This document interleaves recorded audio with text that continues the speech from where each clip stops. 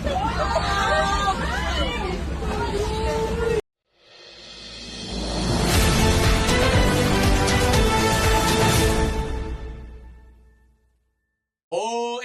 mga kababayan, ang Cebu ay matinding binaha po mga kababayan. Ngunit ito pong sino ba yon? Pangalan nun mga kababayan, si Dizon. Abay, Davao na naman ang pupuntahan nito for sure mga kababayan. Sige nga, hulaan natin kung saan siya pupunta. Malamang sa malamang Davao na naman to mga kababayan, di ba? Mga kababayan, abay, ito po ang matinding pangbubudol ni Marcos Jr. Ang utang po ng Pilipinas ay lumubo na po. Lumubo na po mga kababayan sa halagang 19.0 trillion pesos. At ito pong pera ngayon mga kababayan, ay mas lalo pa po ito madadagdagan at lulubo pa po ang utang ni Marcos Jr. Isa pong maliwanag na pambubudol na naman po sa ating mga Pilipino. Yan po, 19.07 trillion na utang ng Pilipinas ngayon. Magkano yan sa bawat isang Pilipino? Humigit kumulang 117 million Pilipino. Ang Pilipinong magkakautang po ngayon ay 162,000 bawat Pilipino. Kahit sanggol pa lang, bata pa lang, may ganyan na po kalaking utang mga kababayan. Utang na loob, Marcos, tigil-tigilan mo na ang paungutang at pambubudol. Grabe mga kababayan, ano ho? Ang pambubudol ni Marcos Jr., ito po, no? Yan, no? Breaking. 19.7 trillion na po ang utang ng Pilipinas at yung pambubudol ni Marcos ay hindi pa rin po natitigil. Tuloy-tuloy pa rin po sa pamamagitan nitong, ano po yon? Ay nako. Ay nako mga kababayan. Yung pinagbalaki niya sa SONA, increase sa sahod, away. Wala na po mga kababayan. Wala na po. Ayan po, nabudol lang po tayo. BBM. Yung pinangako niya na 20 yung dagdag sahod. Ako, nabudol po tayo mga kababayan. Pinatigil po 'yan at wala na po. Pero ito, may matindi po ritong good news tayo. Ito po ang asawa ni Vice President Sara Duterte ay mukhang magsasampa po ng kaso laban dito kay BBM mga kababayan. At may pasabog po itong si Senator Alan Cayetano ito kay Lacson. Lalabas na kaya ni Senator Cayetano ang video.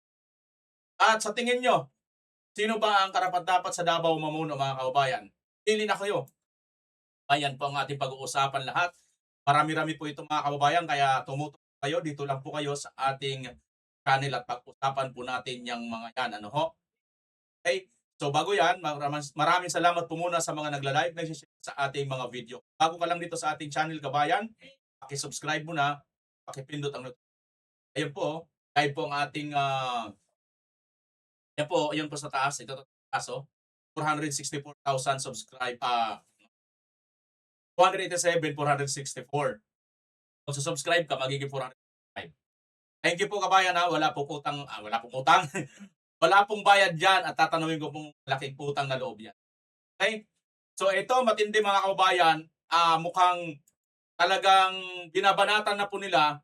Ito pong sino mga kababayan? Ito pong si Congressman Lian Libiste. Dahil si Congressman Lian Libiste mukhang binabanatan na po ng fake news ngayon mga kababayan. Panoorin natin muna itong balitang ito. Nakakagimbal po ito mga kababayan.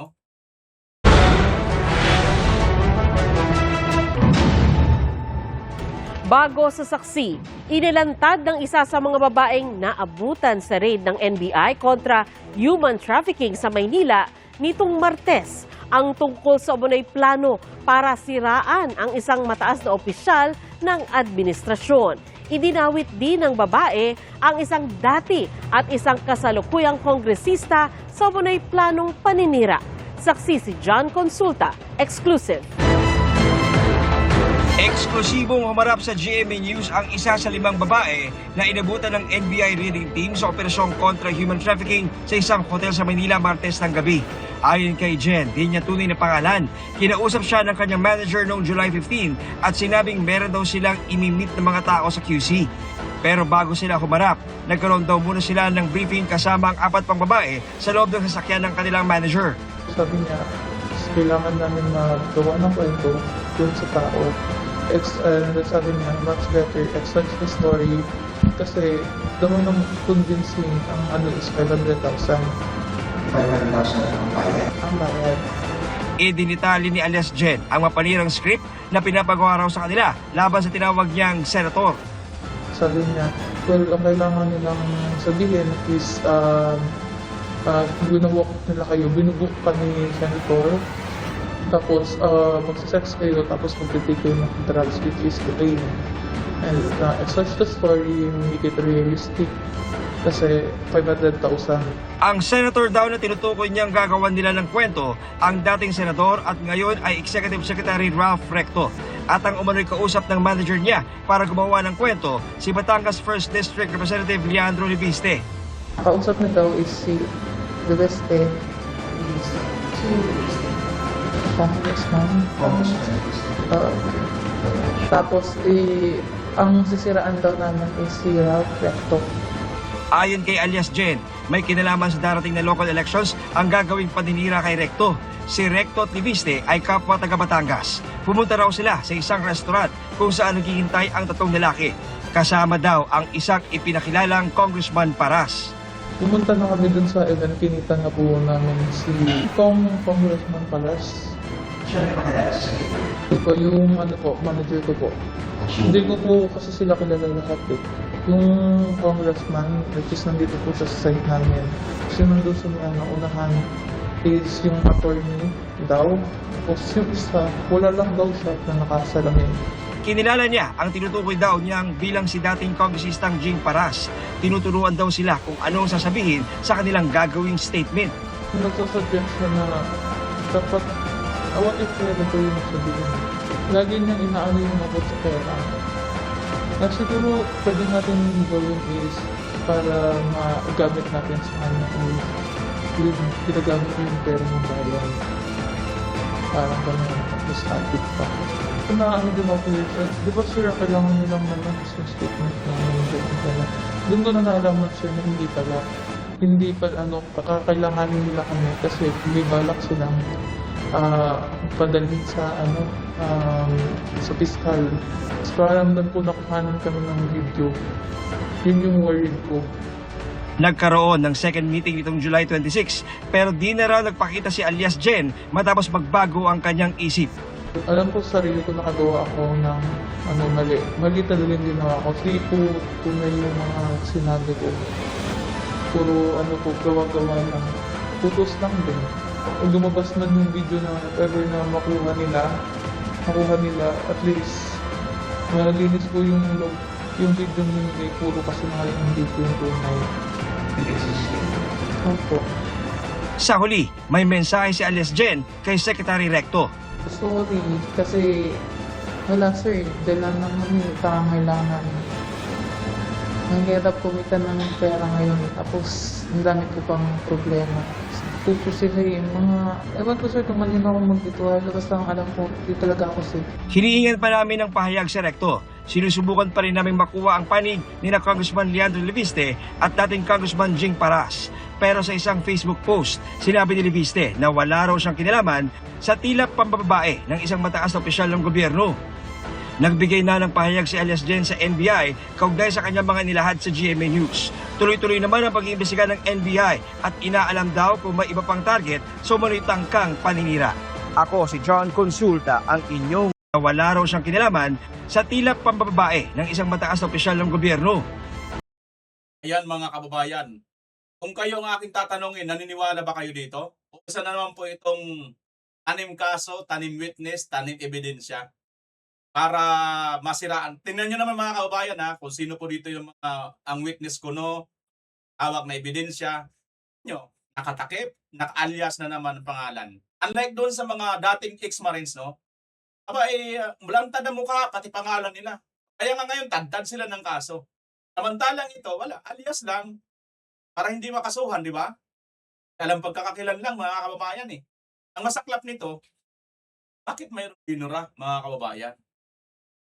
May mataas na opisyal ng gobyerno na bababae sa wala akong kinalaman doon.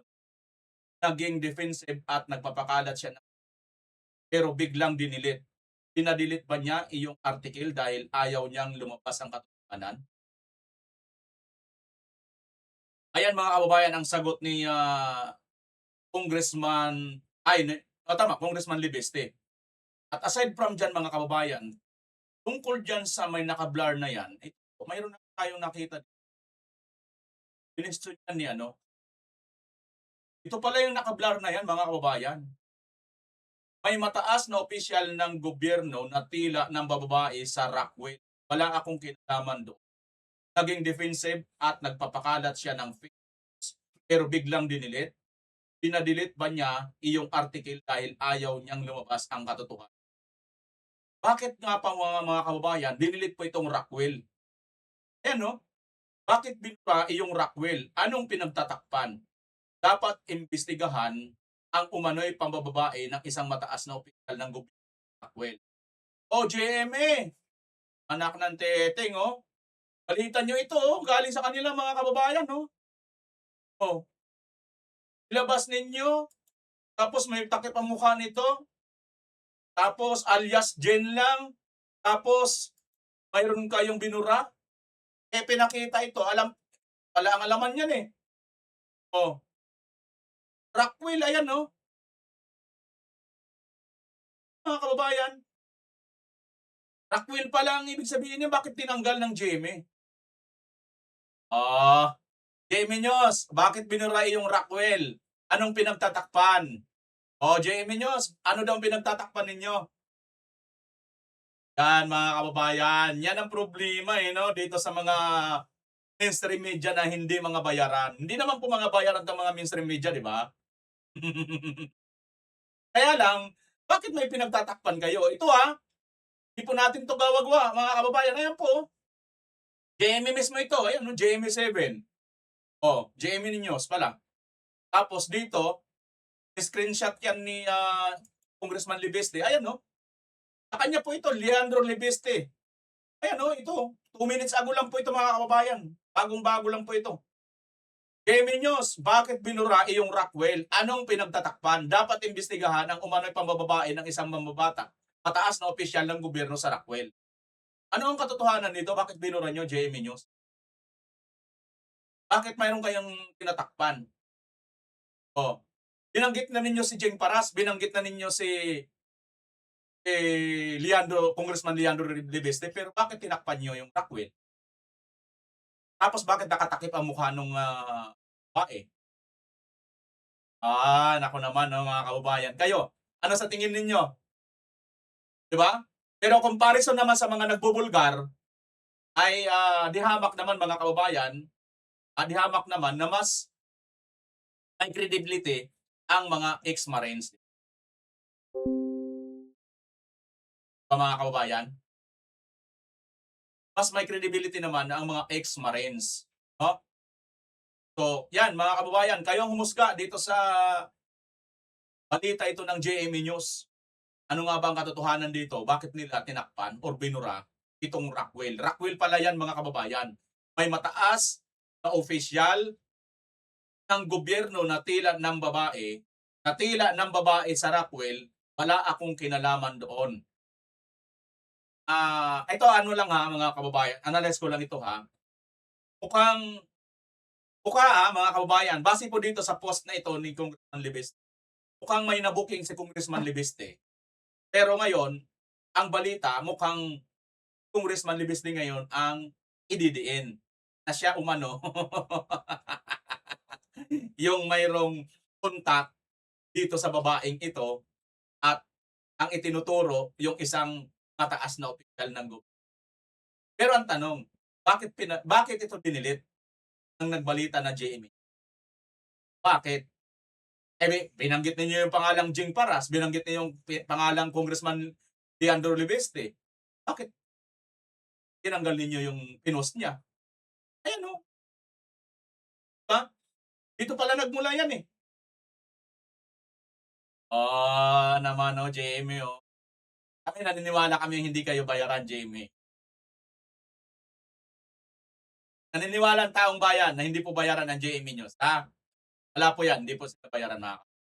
Huwag po kayong ano dyan. Okay. So, anong masasabi ninyo dyan?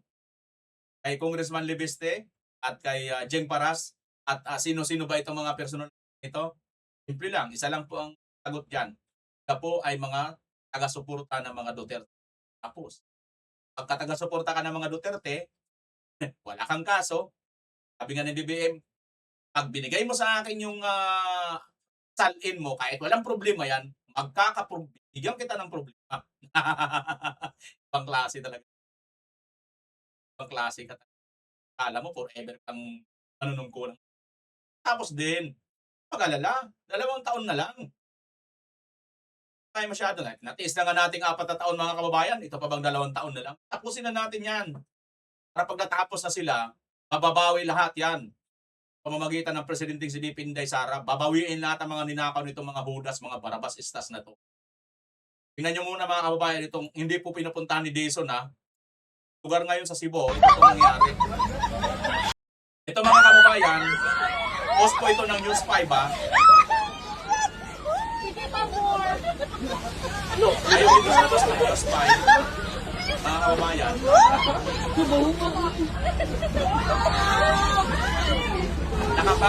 Napakapit sa relay at itinaas ang isang pasahero. At itinaas ng isang pasahero ang kanyang mga paa matapos pasukin ng tubig baha ang loob ng isang public utility bus. Kaya, mga kababayan, ha, basahin ko lang, tanggalin ko lang yung napakapit sa railing at itinaas ng isang pasahero ang kanyang mga paa matapos pasukin ng tubig baha ang loob ng isang public utility bus habang binabagtas ang lagpas bewang na baha sa Tipolo, Mandawi City, Cebu nitong Huwebes. Kahapon po yan, Biyernes ngayon. Bakit hindi natin nakita si Dizon dyan? Dizon! Hoy! Bakit hindi ka dito nakikita? Bakit hindi ka dito nagmumura? Ito pa, mga kababayan, mga video. Pasahero. Uy, gusto sa'yo din. Yan. Lagi street kin. Nagabiyahe nga ko ang e-bike. E-bike. May driver ang e-bike. Na masahero. E-bike, mga kababayan. Asa, masahero ko na. Kasi po yan, ha? Pero pupunta mo na naman, ano, stay in ka na dyan sa Davao. Oo. Uy, gusto sa'yo din. Lagi street kin.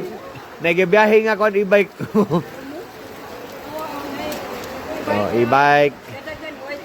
May driver ang e-bike. Na masahero. Asa, masahero ko na.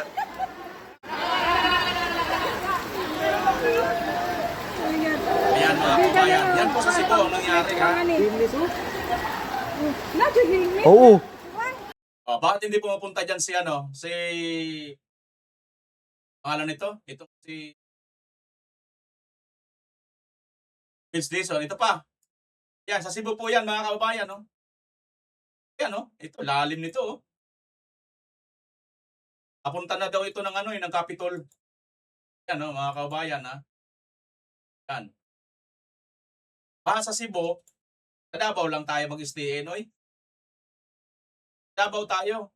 Kasi yung sa Cebu, yung gobernador dyan, kaalyado na natin yan. Hindi na natin pwede pang... Pagkaalyado natin, kakampi natin, huwag na nating hipitan. Huwag na nating pag-interesan, kaalyado na natin yan. Diba? Ganyan po ang Marcos Jr., mga kababayan. Okay. Ayan, no? Diba? Ang lalim, ano? Akala mo, Davao lang talaga. Ayun, no? Ano yung jeep na yun? Sa Davao lang, masyado kayong ano, sa Davao lang. Bawal lang magpunta sa ibang lugar, ha? Sa Davao lang, mga kababayan. Ano masasabi ninyo? Dizon, ano masasabi mo? Oy! floodwaters heading to Cebu Capitol. Papunta na rito sa Capitol yung mga kababayan. Ayan, no? Itong DPWH. Sabi nga sa Bisaya, ang kahulugan daw ng DPWH, Daghang Project Y Human. Maraming proyekto hindi daw natatapos. Yan daw ang meaning ng DPWH Bisaya version. Paano ba naman yan mga kababayan? Hindi na po pwede, hindi mo na ganyan. Bakit? Ito siya, yung gobernador dyan, istikan pa, sabi nga niya, proud na proud siya, panoorin natin. Anyway, may buntag kaninyong tanan. So, sabaw pa mo nga, iong mo na ako ng buntaga, kaibigan kong Manila, gahapon. Ay, natin ko sa zona. So, karong ilan ang i-clear ako schedule. Karon, kung magkabaw na ko, ganarin na diri sa Cebu nga, sa San Fernando, ko nga, i-email mo, basta pag ulang pa gusto, maanigod ko, kay marami din panahon na magkakita ka, o mga po salamat ninyo sa inyong suporta. Ni adto mga negos zona, ako mga negos suportaan ng presidente, kamo pa ka. No? Pero, i-bash kung maayo. I-bash ko, nganong ni adto ko, nganong ni man, I respect authority. The president is the president. No, he is the president of the country. I respect his position. We belong to the executive branch, and I respect authority. And besides, kabaw man siguro mo nga RDC head ko, Regional Development Council, sa duha ka gobernador diri sa Region 7, ako'y gipili og regional head. Unya sa lima na sad ka mga governors diri sa Visayas, lima mi kabuk, ako na sa gipili nila o RD kong head. So, tuluran ni ka-gobernador na mo report me directly to the President regarding projects diri Luzon, Visayas, Mindanao. Sa Visayas, ako ang head na governor. So, knowing that, ano di magpupuan to sa zona, di ba? So, pasagihilan na ninyo, kaya ang kanang mga bashers, hindi na, taga Cebu. Ang mga Cebuanon, kaya nabati din ako ang inyong mainit na pagpangga nako, and I will always be grateful for that. Thank you so much. Anyway, may buntag kaninyong tanan. Abangan natin mga kababayan, kasi nga ito na naman, plan na naman, at ayan sa matindi pong tinatamaan ng mga pagbaha. Maraming nga ay noong nakaraang taon, di ba? Ang tanong, magkano kaya ang ibibigay na naman ka na tulong? Ngayon at itong si, nagsipsip po na kay Marcos, mga kababayan. Ang sagot po ng mga taga Cebu, ito, yan daw yan ngayon si Barrio 4, mga kababayan. Yan, sa comment section. Dito pa, sabi, taga Asturias Cebu ko, Pam Balingbing. Sabi naman ni itong isang nag-comment. Sabi naman ng isang nag-comment, delikado, masikwate, next election. Sa tingin nyo mga kababayan, lalo mga taga Cebu, ibubuto nyo pa ba itong si Pam Barrio 4? Ito naman si Lawrence Renz. Sabi ni Lawrence Renz, I'm from Sibunga. Sibunga, no? Sibunga. Yung kanyang ngayon. So, you know what's ongoing with your people. It's like you didn't help the Dutertes. We understand that you're not supporting the admin. We understand that you're supporting the admin. But we know you're being biased. The truth is, Gov, we didn't even know,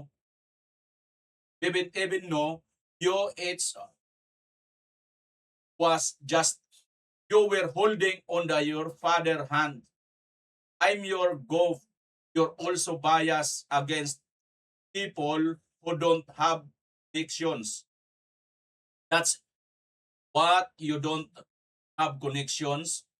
You're just a fake one. Yan po ang comment ni Lawrence Renz, mga kababayan. Gab Watsons, isang term lang. Publikara, sabi ni Renz, si Silyogura.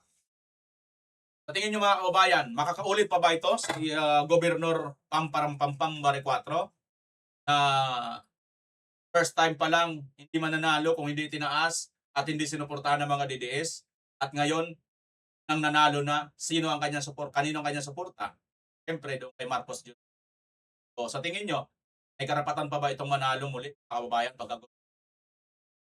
Oh. Speaking of Governor ng Cebu, mga kababayan, dito naman sa Davao, lipat tayo. Sa tingin nyo, may karapatan ba itong si Torre? Mananalo ba itong si Torre para labanan si Mayor Basti Duterte sa mayor election dyan sa Davao? Comment nga kayo mga kababayan kung ano ang chance ni Torre para manalo po dito. Yan mga kababayan. Yan ang isang magandang match-up din para magkaalaman na talaga. Torre nangangarap, di ba? Tingnan natin mga kababayan kung kakayanin ba niya. Okay, no? Lipat tayo dito sa isang issue. Ito na po yung isang pumutok na issue ngayon mga kababayan. Kung asawa ni VP Sara ay alaban na po ito ngayon, no? Ka-challenge na po niya ito. Post po ito ng One TV PH. Curfew to challenge release of tax records through legal channels. Mga kababayan, ka-challenge niya po ito sa legal na paraan. At bago natin i-challenge yan mga kababayan, ito muna. May video muna tayong papanoorin. Itong mga china-challenge ni Mans Carpio, ito na po sila ngayon.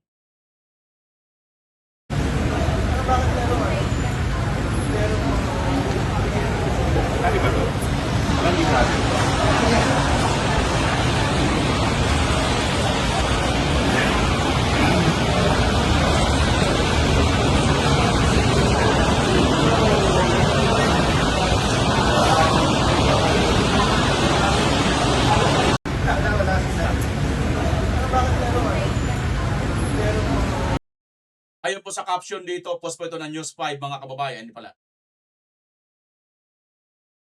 Oh. Counter affidavit ng 4 na inireklamong kongresista. Naghain na ng counter affidavit sina Bicol Saro Parteles Representative Terry Redon, Manila Rep. Joel Chua at Makabayan Black Rep. Antonio Tinio at Rene Kulot Salot. Kulot ko. Sorry doon sa ibang mga kulot na hindi salot ha. Pero may mga kulot kasi talagang salot, Kulot-salot talaga eh.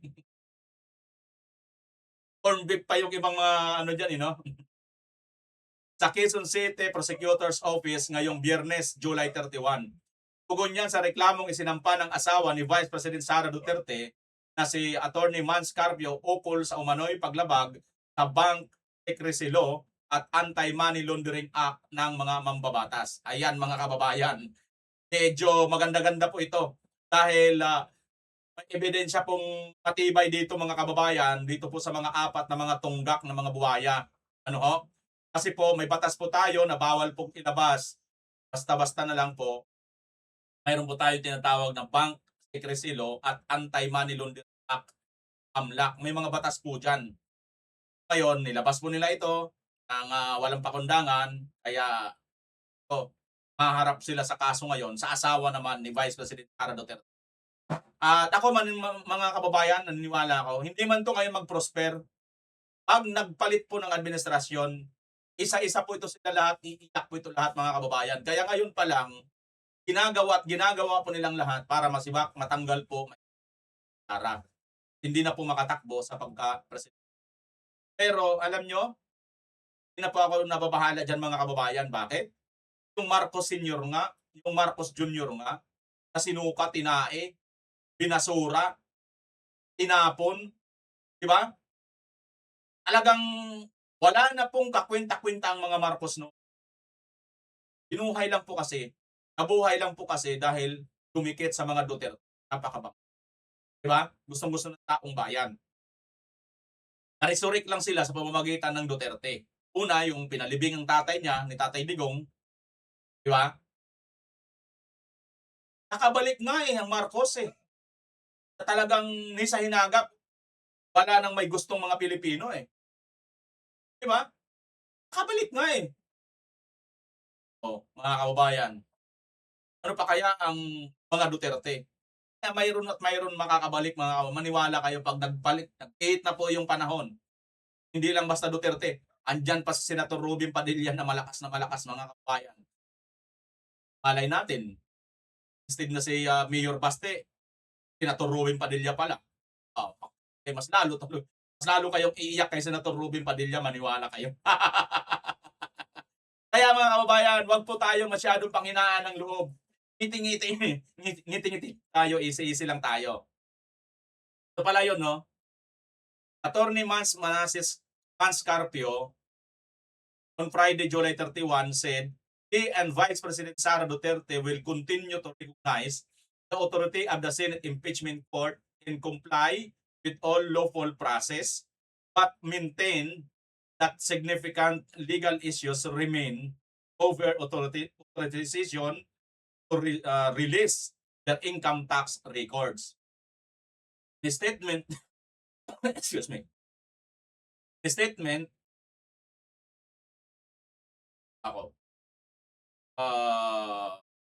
Carpio said the authorization should be examined under the applicable constitutional and statutory provisions governing taxpayer confidentiality and the exercise of the executive authority.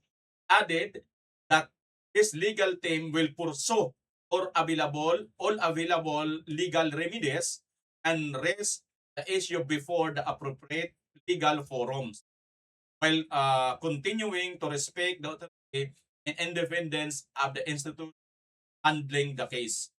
So ginagalang po, nirerespeto ng asawa ni VP Inday Sara ang proseso ng impeachment ngayon. Magamat nirerespeto po niya, ay sinasabi niya gagawin din nila lang lahat pamagitan ng kung anuman ang available na naaayon sa batas, aksyon. A-aksyon din po sila para protektahan din naman ang kanilang mga legal na karapatan. Oho. Antay-antay lang, mayroon din kayong lugaw, darating din ng araw mga kababayan. No? Okay, so yan po mga kababayan, ang kagandahan po dito dahil pag-asawa ay hindi po basta na lang po papatinag. So mga kababayan, no order to make banks e-wallet transfer fees zero BSP tariff. 85 pesos minimum wage hike hindi muna ipapatupad matapos kuntahin ng kontraktor sa korte. Meralco Chairman and CEO Manny Pangilinan raises question who will be bear cost of system loss charges removed. Ayan, ang mga binitawan ni Marcos Jr. sa kanyang zona ay puro po pambubudol. Hindi muna may papatupad ang dagdag na 85 pesos na minimum wage sa Metro Manila. Ayon sa Department of Labor and Employment, pinagbigyan ng Pasig Regional Trial Court ang petisyon na humihiling ng status quo ante-order para sa pagpapatupad ng naturang wage increase. Malungkot man, ayon kay Labor Acting Secretary Francis Tolentino, igagalang at susunod daw sila sa utos ng korte. Samantala, nakabinbin pa ang petisyon for temporary restraining order sa naturang wage increase dahil hindi pa ito nairaraffle. Inilabas ng Pasig Executive Judge ang desisyon itong July 24, isang araw bago ang implementasyon sana ng wage order nitong July 25.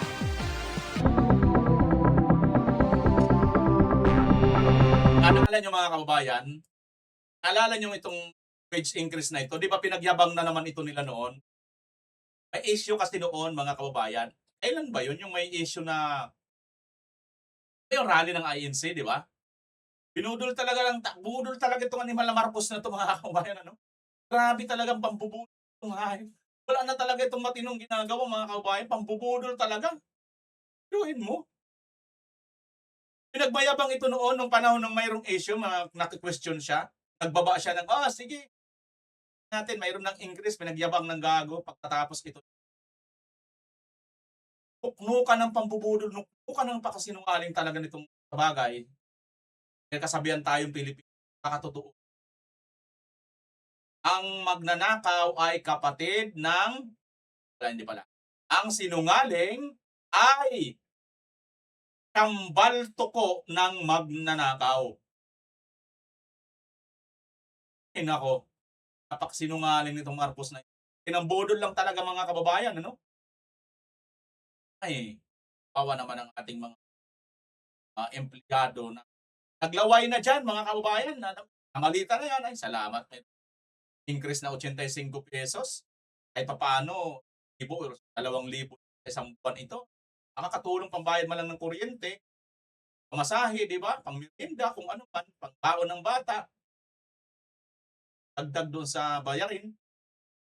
Pagkatapos ito, pinaglaway lang, pinaasa lang mga Di ba pangkagago ito sa atin mga at isa pa sa pinakagago ito.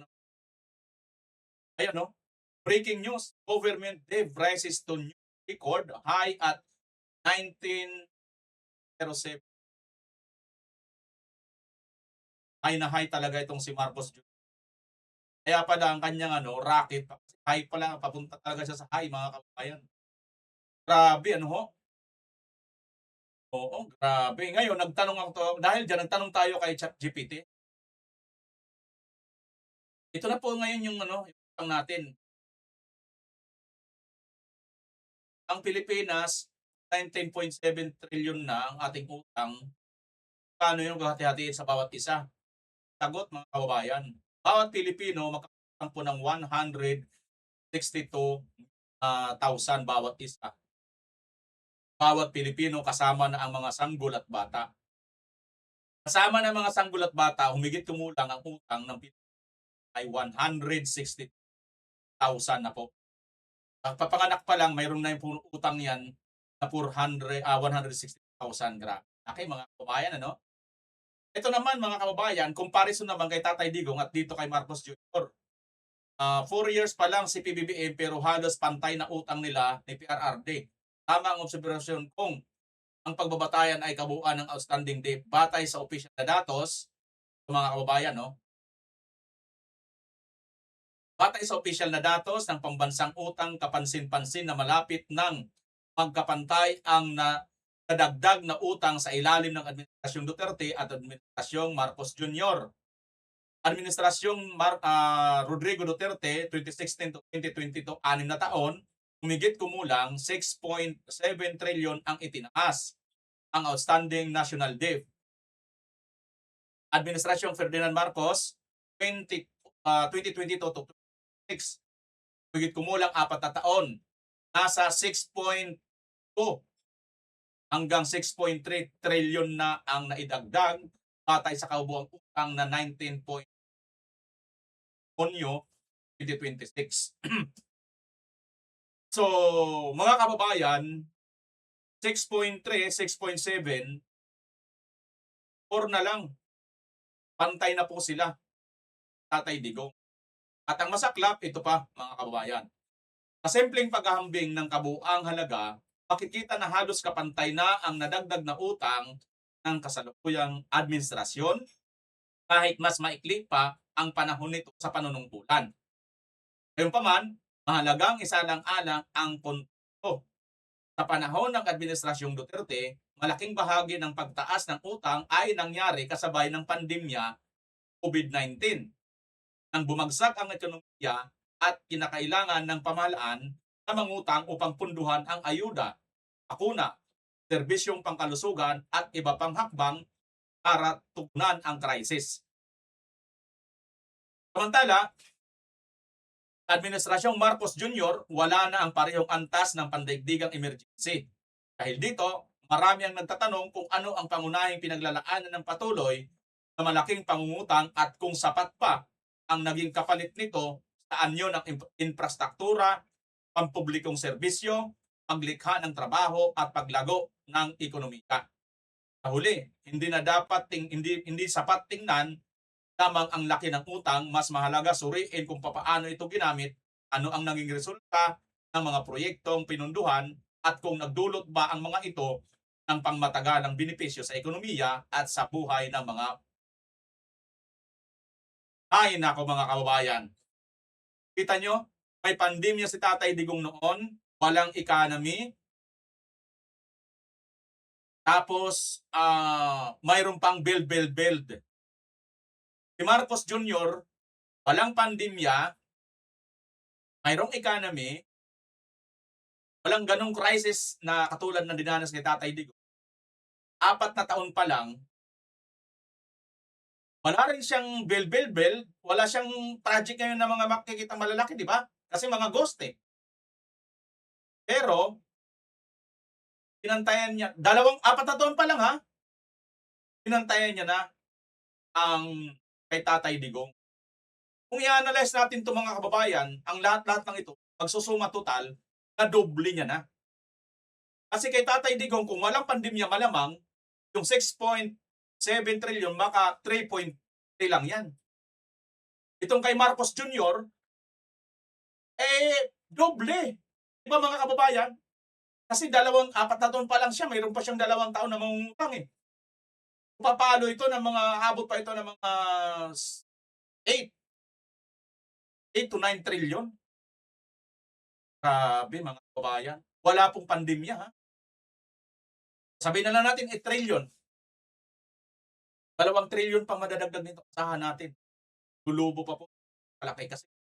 Mayroon pang 2027, 2020. Hihirit pa yan mga kababayan. Para masimot na talaga ang pera ng bansang Pilipinas. Sabay layas po yan. Sabay kung saan na pumahangila. Pero hindi naman po pwedeng palit na lang sila ng mukha.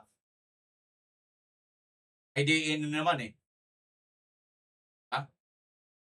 O makukuha at makukuha talaga yan. Mababalik talaga yan sa Pilipinas mga kababayan. Tahan lang po muna natin ngayon. Panahon nila ngayon eh.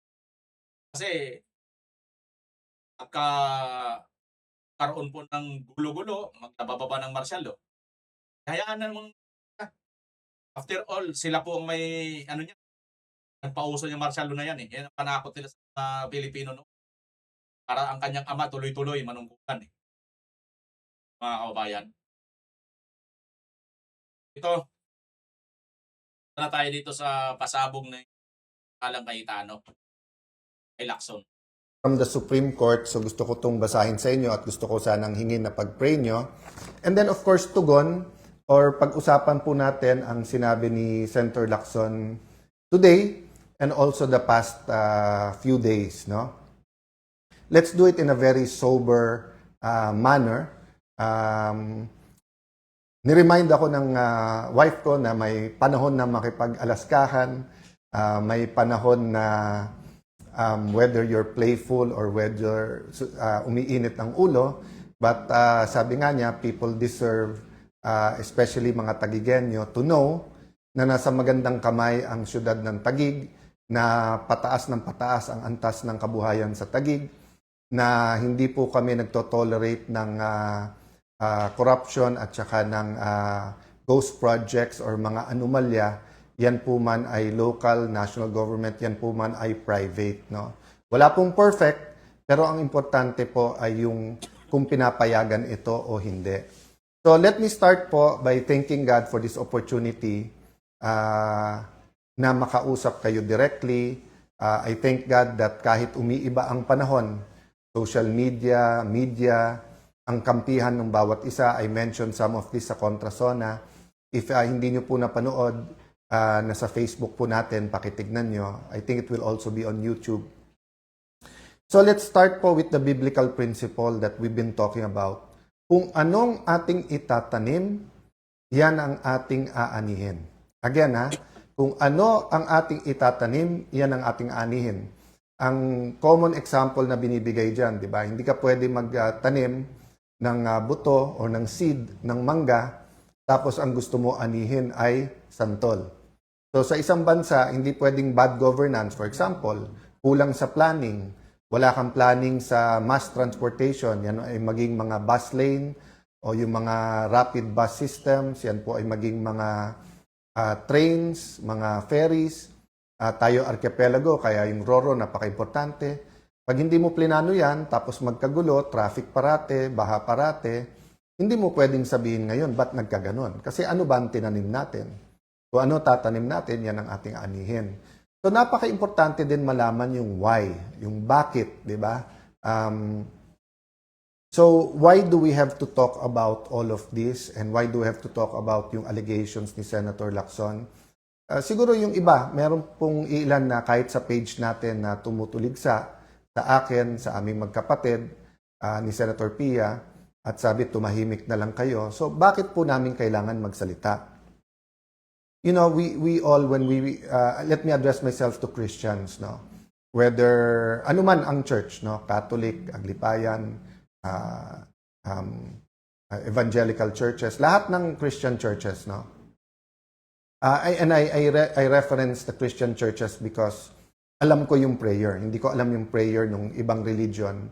Although may curiosity din ako at pinapakinggan ko minsan. But, di ba sa lahat ng Christian, meron tinatawag na the Lord's Prayer o yung tinuro ng Panginoon Jesucristo. At may part doon na nagsasabing, your kingdom come here on earth as it is in heaven. So, ibig sabihin, may recognition tayo na ibang-iba po ang kingdom sa heaven at yung kingdom dito sa earth. Ibang-iba po kung ang Diyos natin ay tunay na Diyos kasi doon walang sakit, walang sinungaling, walang pagnanakaw, walang gutom, and kultura din yon. Pero sa ating bansa at sa kahit anong bansa sa buong mundo, stealing, cheating, lying, yung makaisa ka sa kapwa mo. So even in the best run countries, hindi rin po perfect, di ba? Pero dun sa hindi maganda ang pagpapatakbo ng bansa, inaani po talaga natin ay kahirapan. No? Hindi mapagamot ang mga kamag-anak, hindi makapag-aral mga anak, napipilitan humanap ng trabaho sa abroad, hindi makakain ng 3 beses sa isang araw, tapos hindi talaga mawala-wala sa atin ang mga may trabaho nga, pero isang kahig, isang tuka, meaning hindi man lang makapagpahinga o hindi man pwedeng umabsent kahit may sakit na. Kasi pag umabsent, wala talagang kakainin. So yung bakit kailangan natin lumaban kasi po, iilan lang po kaming nagsasalita. At kahit naman po ako, nung hindi po ako yung front and center, iilan silang nagsasalita. At marami sa kanila ay kinukulong, kinakasuhan. Yung KKK, kung tawagin ko po, no, kuyog, tapos kaso, tapos kulong. At isa si Senator Lacson sa nagpapairal din nun. So makita po natin sa Blue Ribbon Committee, nung nag-umpisa kay Senator Marcoleta, maganda po yung umpisa. Pag take over ni Senator Lacson, biglang tinuro kay Senator Jinggoy, kay Senator Joel Villanueva, kay Senator Chis Escudero. At nung matuturo yung ibang senador, pero kakampi niya, parang medyo natigil doon.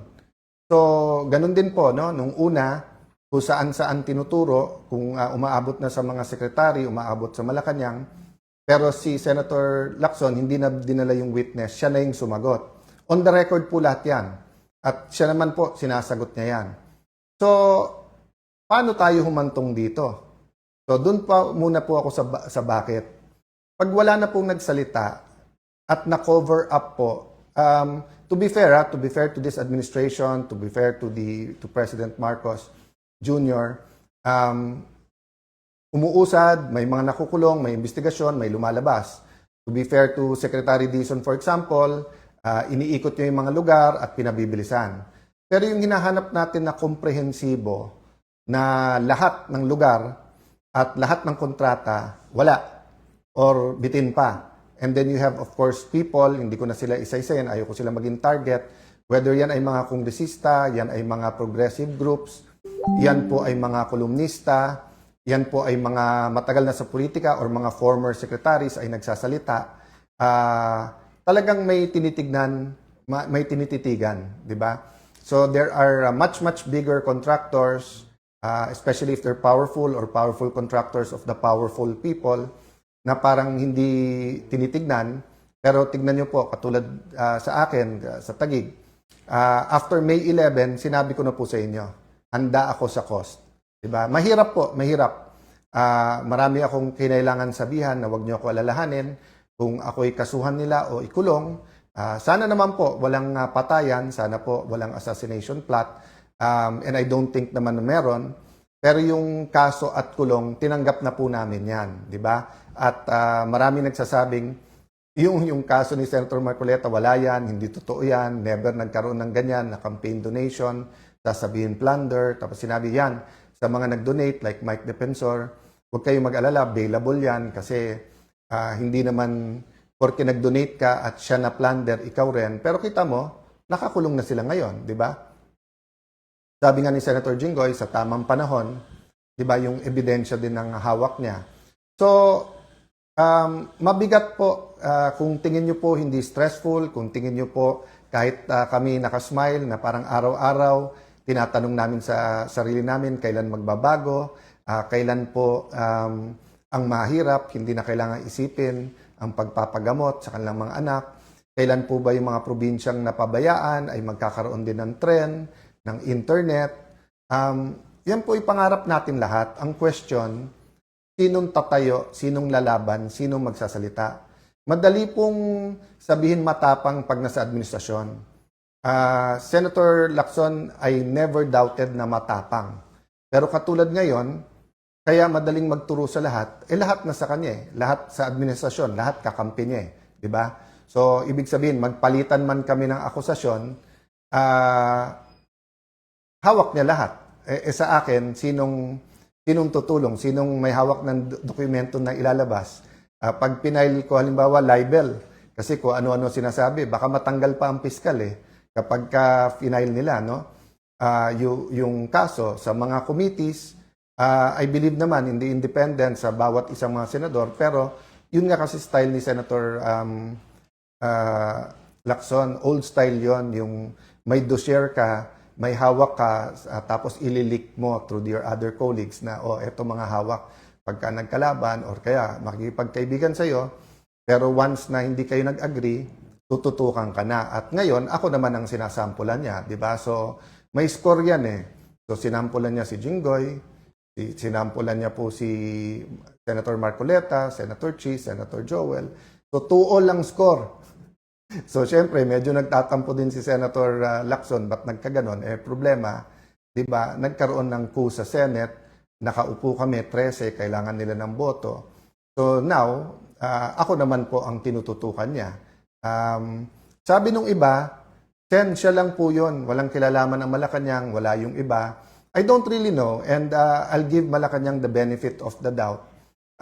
Of course, naging klaro sa amin na maraming bawal. Halimbawa, bawal maging Senate President ang opposition kasi gagalaw talaga ang lahat para ang makaupo ay kakampi nila. But so far naman, masasabi ko naman na very straightforward, honest, very, how do I put it, patas ang pagpapatakbo ni Senator Win. Of course, umangal kami sa impeachment dun sa presiding officer. Wala naman akong doubt maganda ang pagpapatakbo ni Senator Escudero. Ang question lang kung nasunod yung rules, di ba? So walang doubt po sa amin nung tinigil yung pagbibigay ng medical assistance kasi napakarami po tayong tinutulungan sa medical assistance. Nireport po sa akin na maraming project hindi na popondohan. DBM naman daw, hindi naman DPWH, pero dapat DPWH yung nagpa-follow up. At pag na-delay ito, hindi naman si Alan Cayetano magsasuffer. At hindi lang Tagigenyo kasi nga marami na pong dumadaan sa mga kalye ng Tagig na hindi po taga-Tagig. Ulitin ko po yun yung mga ibang projects po na sinasabi ni Senator Lacson, pinapakinabangan ng 100,000 tao yan. Yung ilan mga parks, pag Christmas lang po, 20,000-30,000. Yung daanan na isang sinasabi nila, dinadaanan ng mga galing Laguna papuntang Rizal. Alam niyo naman po, Arca South, BGC, whether mga kapitbahay namin sa Muntinlupa, Las Piñas, Makati, Pasig, Pateros ay dumadaan din dyan. So pag tinigil yung mga projects or binitin or hindi nilabas ang pondo, ang nagsasuffer dyan mga tao. Balita ko sa House din, maraming kongresista na hindi pumirma sa impeachment. Hindi ko alam for sure kasi hindi ko sila nakakausap. But yung ilan na nakakausap ko ay nagsabi nga na tigil yung kanilang pondo. So ang hiling na lang namin, so tanggap na namin yon. Marami kaming tanggap. Tanggap namin maging target, tanggap namin iimbestigahan kami, tanggap namin kakasuhan kami, tanggap namin na bawal na maging majority o Senate President, bawal yung ibang projects. But hiling namin, ang konstitusyon, ang constitutional processes ay respetuhin. Diba? Huwag nating isang tabi yung batas.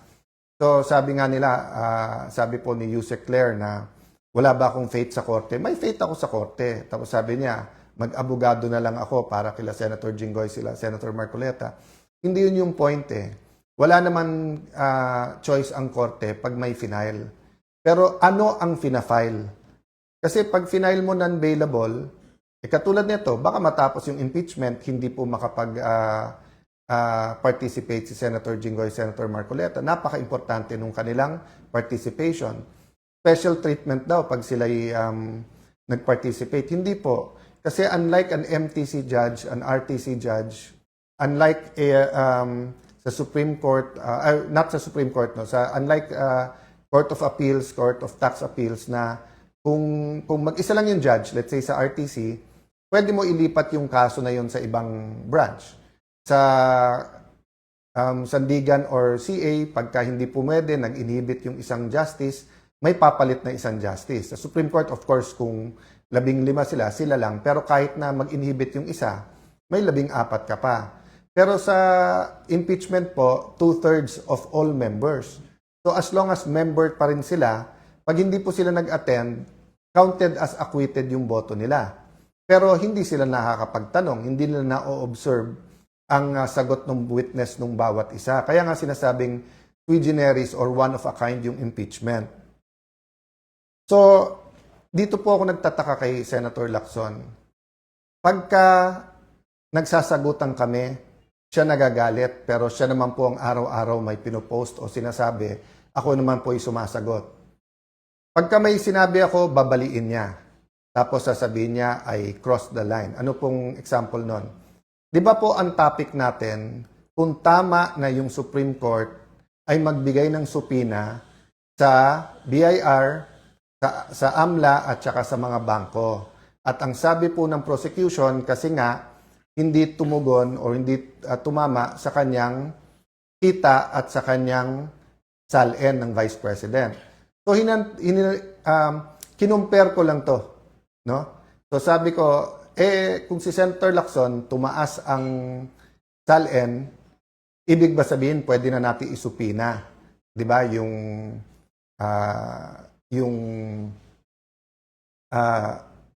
BIR, AMLA at saka ano. Ako din ang sumagot. Sabi ko hindi. Kasi just because tumaas ang salin mo, hindi ibig sabihin may mali. So hindi ko na siguro kasalanan kung mali ang rinig niya. Of course, sa kanyang pamilya or sa mga malalapit sa kanya na stress, paumanhin na na-stress kayo. Kasi kung yun yung interpretasyon, ang interpretasyon na sinasabi ko nga, walang masama. Kaya nga sabi ko, dapat may ebidensya, may accusation na may mali or may corruption. Hindi ko sinabing ganon. Pero nung sinabi niya kasi sa akin na may anomalya sa Taguig, so syempre sabi ko, edi side by side tayo. Diba? Lista ako ng 2-3 na meron din ako suspicion na hindi maayos sa iyo. O tapos yung sa akin, and then yung sa bayan. So ulitin ko po nung nag-umpisa to, sabi ko, gusto mong imbestigahan si Alan Cayetano or kahit anong tingin mong link sa akin, sige, pero isabay natin sa investigasyon sa'yo, and then, ang dapat primary investigation, yung sa pangkalahatan sa buong bansa, yung flood control. Sabi niya, hindi, unahin natin si Alan Cayetano. Okay, so ano nangyari at bakit niya sinasabing humihingi ako ng ceasefire? So, nung simula siyang magsabi ng mga alegasyon, nakikinig lang ako. Sabi niya, may ghost. Di naman niya sinabi ko saan. So, syempre, sinabi ko lang, wala. O, tapos, inaraw-araw na niya ako.